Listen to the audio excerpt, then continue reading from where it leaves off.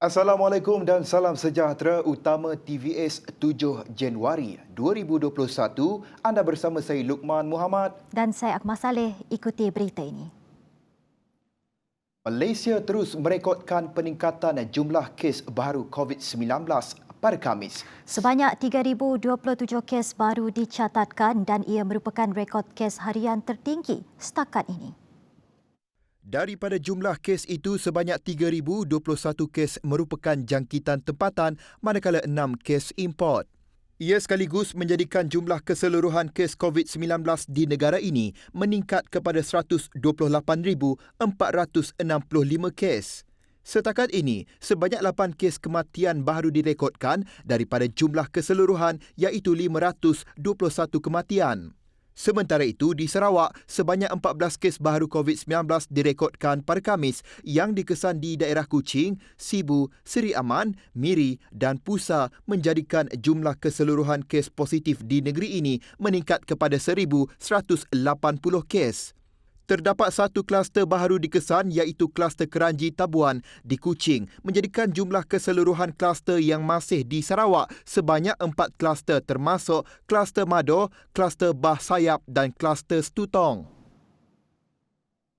2.5 juta daripada 3.88 juta jumlah keseluruhan permohonan pencarum di bawah iSinar Kumpulan Wang Simpanan Pekerja KWSP bagi kategori 1 telah diluluskan.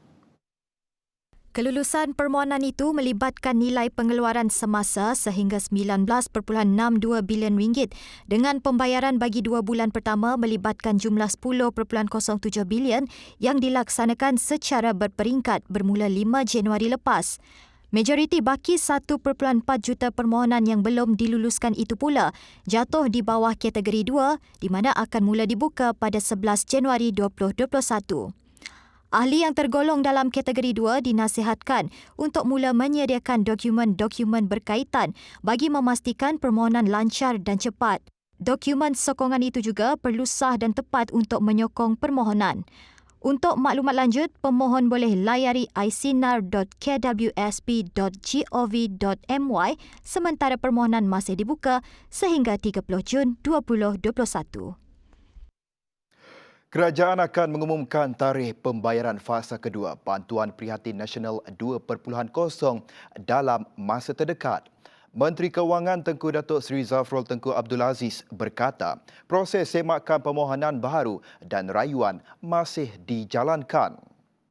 Katanya permohonan baharu dan rayuan yang lulus dijangka disalurkan mulai bulan ini, manakala penunaian masa pertama BPN 2.0 melalui BSN bagi mereka yang gagal kredit juga masih sedang diteruskan. Sementara itu, mengenai geran khas Prihatin 2.0, proses semakan permohonan baharu dan rayuan sedang melalui proses semak silang antara lembaga hasil dalam negeri dan pihak berkuasa tempatan. Keputusan GKP 2.0 juga akan diumumkan dalam masa terdekat. Seri Aman terkenal dengan sektor pertanian. Jika dahulu pertanian banyak dilakukan secara kecil-kecilan atau ekonomi keluarga, kini tanaman itu dibuat secara besar-besaran dan sistematik. Antara tanaman yang popular dan kini sinonim dengan Seri Aman adalah rambutan anak sekolah. Dianggarkan lebih 100 hektar kawasan sekitar Seri Aman ditanam rambutan anak sekolah. Variasi itu dipilih kerana mudah ditanam, cepat berbuah dan isinya yang lazat. Antara kampung yang mendapat manfaat daripada skim tanaman berkelompok itu ialah Rumah Panjang Maria Anak Lutang, Kampung Sengelau, Seri Aman. Menurut Tuai Rumah Maria Lutang, pelaksanaan tanaman secara bersepadu membabitkan kawasan seluas 80 ekar itu berjaya meningkatkan hasil dan kualiti buah.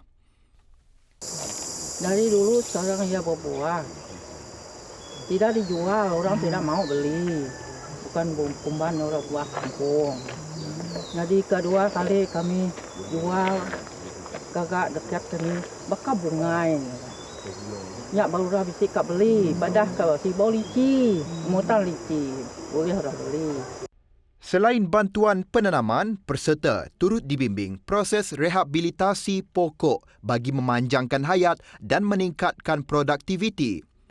Bantuan tersebut merangkumi kerja-kerja memangkas, tanam semula, membuat peparitan dan memberi bantuan baja. Ini membolehkan rambutan itu dijual ke pasaran luar termasuk di Semenanjung Malaysia. Untuk rekod, Lembaga Pemasaran Pertanian Persekutuan Fama pernah mengeksport rambutan anak sekolah Seri Aman ke luar negara iaitu 800 kg ke Dubai, 900 kg ke Belanda dan 700 kg ke China.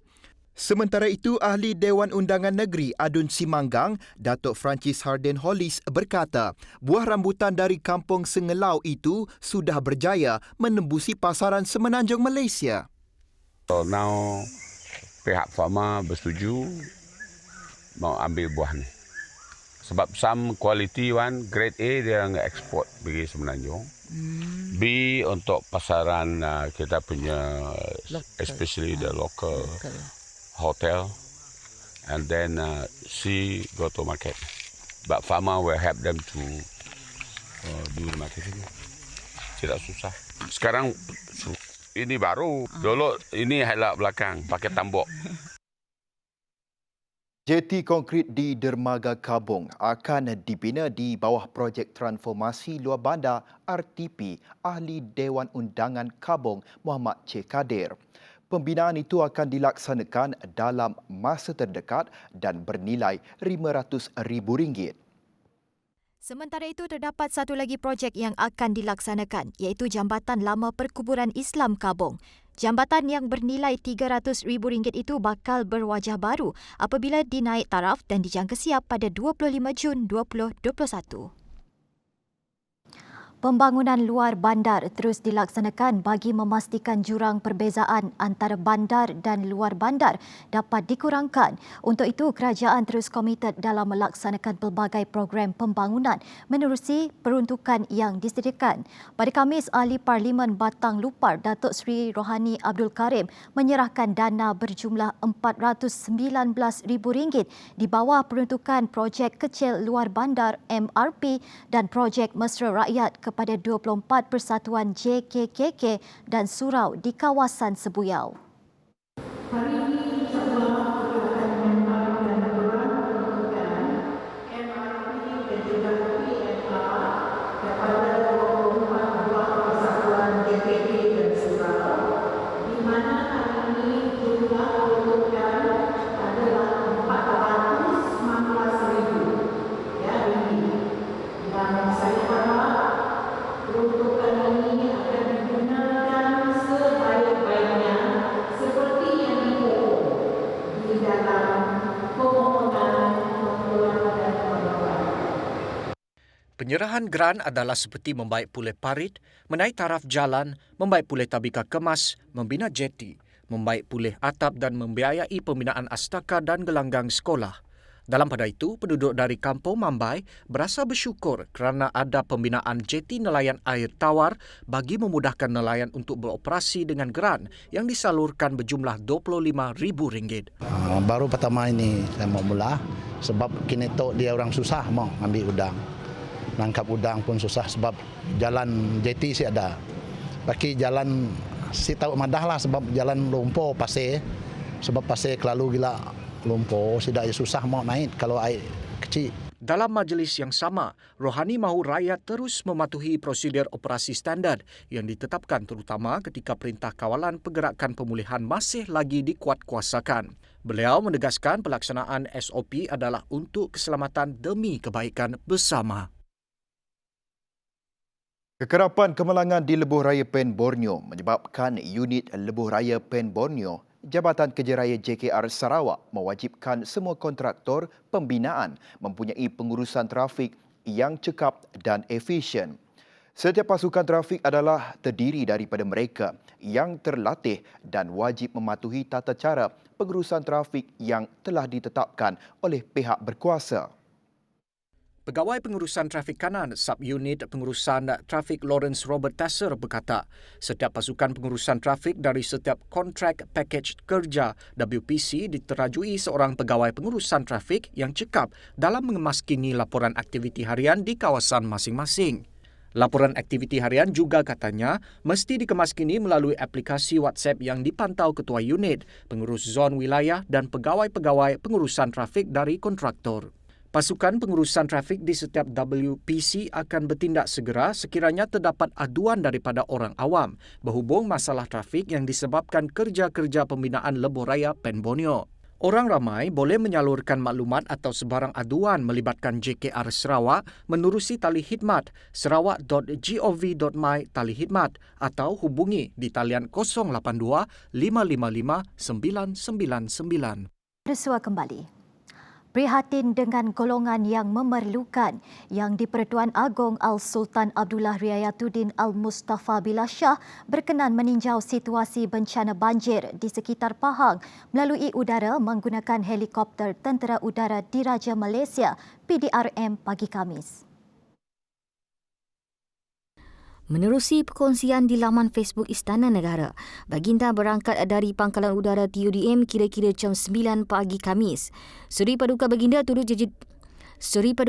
turut dijadual mendarat di Kuala Lipis untuk menyantuni bangsa banjir yang ditempatkan di dua pusat pemindahan sementara PPS di Sekolah Kebangsaan Clifford dan Sekolah Jenis Kebangsaan Chong Hua.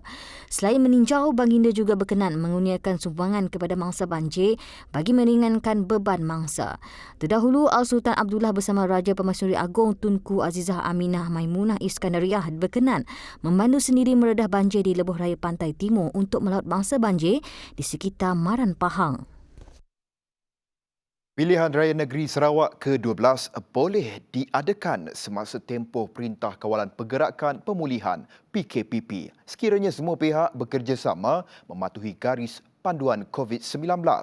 Demikian pendapat Pengerusi Suruhanjaya Pilihan Raya SPR Dato' Abdul Ghani Saleh. Bercakap kepada sebuah media tempatan Sarawak, katanya calon digalakkan berkempen menggunakan media sosial daripada pergi dari rumah ke rumah atau mengadakan perhimpunan besar. Jelas beliau, kaedah sebegini digalakkan semasa pandemik malah. Ia juga disarankan sejak penularan pandemik COVID-19 bermula dari pilihan raya kecil Dun Chini, Dun Slim dan pilihan raya negeri Sabah. Mengulas lanjut mengenai perayaan Sarawak, beliau berkata banyak khabar mengatakan pilihan raya diadakan pada bulan Mac, April atau Mei. Ujar beliau, sekiranya diadakan pada bulan Mac, ini bermakna ia akan diadakan semasa tempoh PKPP yang telah dilanjutkan sehingga 31 Mac tahun ini. Bagaimanapun ujarnya, pilihan raya mesti diadakan dalam tempoh 60 hari kerana penggal Dewan Undangan Negeri Sarawak berakhir 6 Jun 2021. Universiti Malaysia Sarawak UNIMAS memutuskan hanya pelajar tahun akhir yang berkeperluan untuk berada secara fizikal di kampus sahaja dibenarkan memulakan pengajian seawal 1 Mac ini. Menurut Jawatan Kuasa COVID-19 UNIMAS, pelajar pasca siswazah mod penyelidikan dan penuntut berasal dari Sarawak antara yang dibenarkan memulakan pengajian mereka. Bagi 3 kategori yang dinyatakan itu, mereka boleh membuat permohonan secara dalam talian menerusi entry.ia.unimas.my. Manakala bagi pelajar selain dari kategori yang dinyatakan pula, mereka dinasihatkan untuk meneruskan pengajian secara dalam talian. Sementara itu, pelajar dari Semenanjung, Sabah dan Labuan diwajibkan untuk menjalani proses karantin di pusat karantin serta menjalani saringan COVID-19. Keputusan itu dibuat selepas mengambil kira pelbagai aspek terutama kemudahan dan ruang penempatan pelajar berdasarkan prosedur operasi standard SOP karantin. UNIMAS juga tidak akan berkompromi dalam usaha memastikan keselamatan warga kampus daripada jangkitan pandemik itu. Kementerian Pengangkutan Sarawak akan menghadkan jumlah penerbangan masuk dari Semenanjung ke negeri ini melibatkan destinasi ke Sibu dan Miri. Jadual baru penerbangan akan dilaksanakan berkuat kuasa 9 Januari ini. Menterinya Lee Kim Shin berkata berdasarkan keputusan Jawatan Kuasa Pengurusan Bencana Negeri Sarawak pada 5 Januari lalu, kementeriannya telah menulis surat kepada syarikat penerbangan Malaysia MAS, Air Asia dan Maswing mengenai penerbangan yang diluluskan. Ia bertujuan mengekang penularan pandemik COVID-19 susulan peningkatan kes di Semenanjung Malaysia dan Sabah. Bermula 9 Januari ini, hanya 2 penerbangan sahaja dijadualkan berlepas dari Kuala Lumpur ke Sibu setiap minggu. manakala MAS akan beroperasi pada Rabu dan Khamis, sementara Air Asia pula pada Sabtu. Bagi penerbangan Air Asia dari Johor Bahru ke Sibu, penerbangan terakhir adalah pada 9 Januari dan tidak ada penerbangan daripada destinasi itu sehingga diberitahu kelak.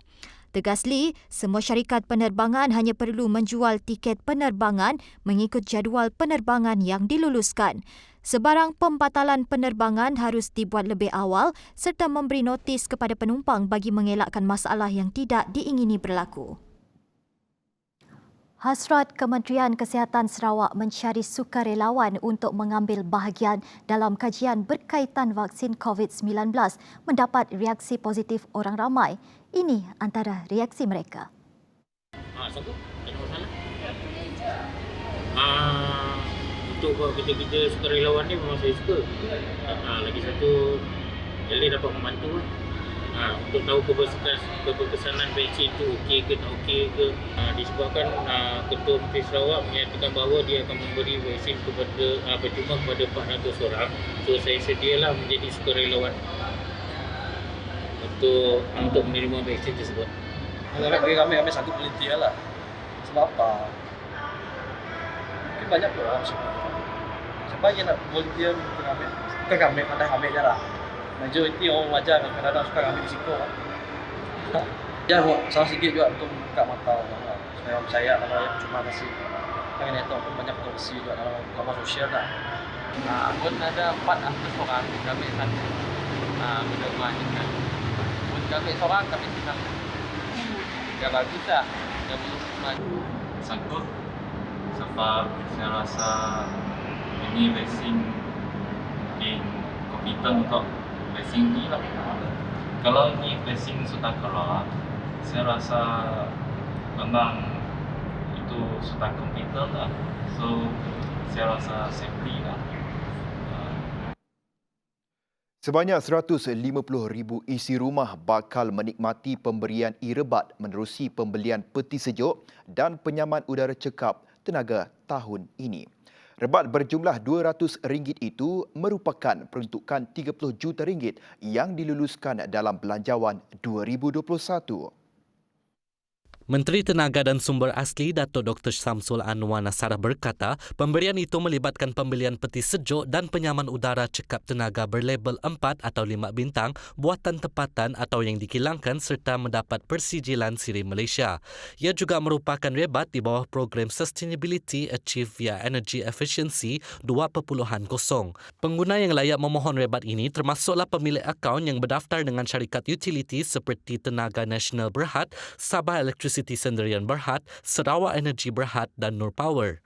Pemohon boleh mendapatkan e-rebat dengan membawa bil elektrik terkini untuk membuat pembelian secara fizikal di kedai elektrik atau pasaraya berdaftar dengan program SAFE 2.0. Selain itu, pengguna juga boleh memohon atau membuat pembelian secara dalam talian menerusi platform e-dagang yang diiktiraf. Untuk maklumat lanjut, layari laman sesawang www.safeenergy.gov.my. Bertemu kembali. Kelab Peminat P. Ramlee Sarawak akan terus memertabatkan seni tinggalan seniman P. Ramlee menerusi pelbagai aktiviti hiburan supaya ia relevan terutama dalam kalangan anak muda. Presidennya Datuk Dr. Adi Badio Zaman Tuah berkata, P. Ramlee tidak hanya dilihat sebagai seniman tetapi sebagai pemikir budaya, seorang intelek dan pengkritik sosial kepada masyarakat. Sesuai dengan cita rasa orang muda, apa yang ingin kita tampilkan ialah melalui persembahan kita sebagai contoh, ianya syarat dengan ilmu. Iaitu setiap lagu yang dipilih itu ada tujuan mengapa ia dipilih dan ianya disampaikan dalam bentuk dan cara Kelab Peminat P. Ramlee sendiri.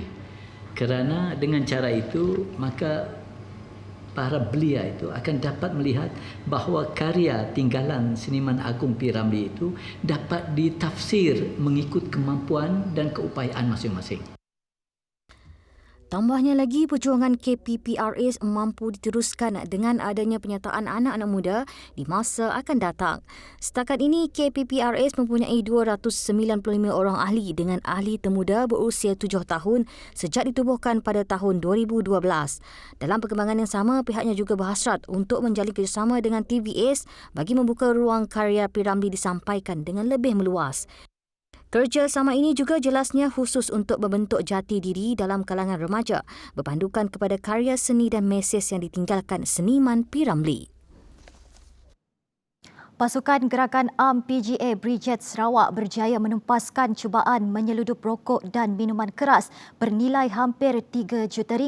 Komandernya SSC Mancha Atta berkata kejayaan itu hasil dari operasi di 2 lokasi di Jalan Kuching Serian dan Miri Bintulu.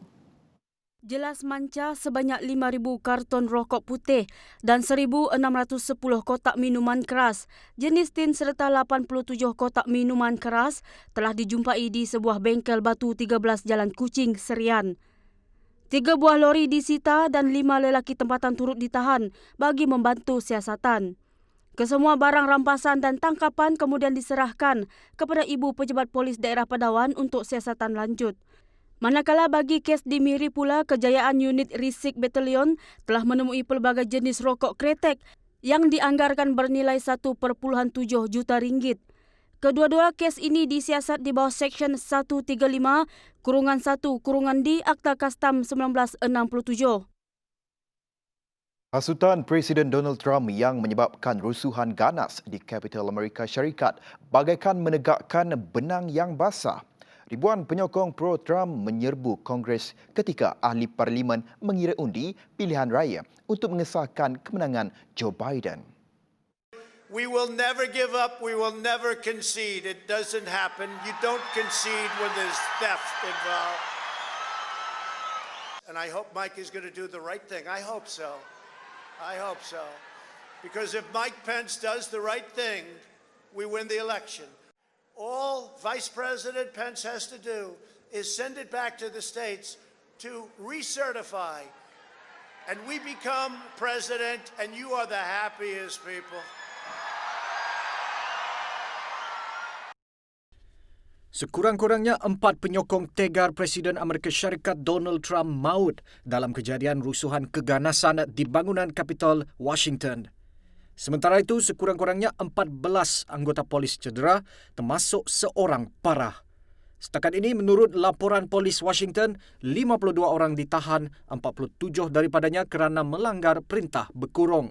Polis turut menjumpai sebutir bom buatan sendiri masing-masing di bangunan jawatan kuasa Demokratik dan di bangunan jawatan kuasa Republik.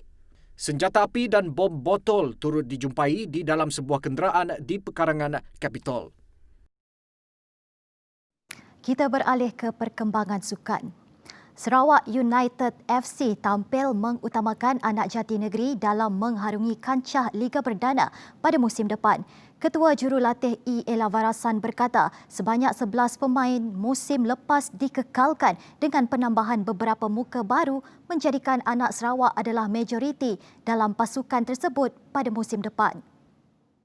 Ya, pemain lokal yang tahun lepas semuanya kita maintain. Tapi yang 2 player yang kita tak boleh maintain tu bukan tak boleh maintain lah. Shrin dengan Alif, dia orang buat keputusan untuk pergi berhijrah ke Kuching. So itu kita cuba pujuk tapi kita kena terima. Tak apa. Masih kita ada dekat 11 player yang kita maintain dari tim tahun lepas. Dan kita pula menjemput Syamli yang mewakili Negeri Sembilan untuk mensertai tim kita sekali.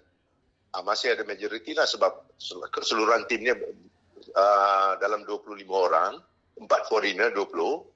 So 12 lebih majoriti dia nampak macam play Sarawak. Elavarasan berkata demikian ketika dihubungi TVS pada Khamis. Dalam pada itu, Elavarasan memberitahu skuad Sarawak United akan menjalani latihan di Semenanjung Malaysia terlebih dahulu memandangkan kekangan perintah kuarantin di negeri ini. Belum. Kita masih di Kuala Lumpur. Sebab pada masa ni, kita tengah fikir mungkin perlukah kita training dekat Kuala Lumpur dulu. Sebab kalau kita naik ke Sarawak, kita kena kuarantin at least 10 hari. Kita akan rugi 10 hari training. Baik, laporan itu tadi mengakhiri utama TVS malam ini. Teruskan kesetiaan anda bersama kami. Saya Akmal Saleh. Dan saya Luqman Muhammad. Salam hormat dan selamat malam.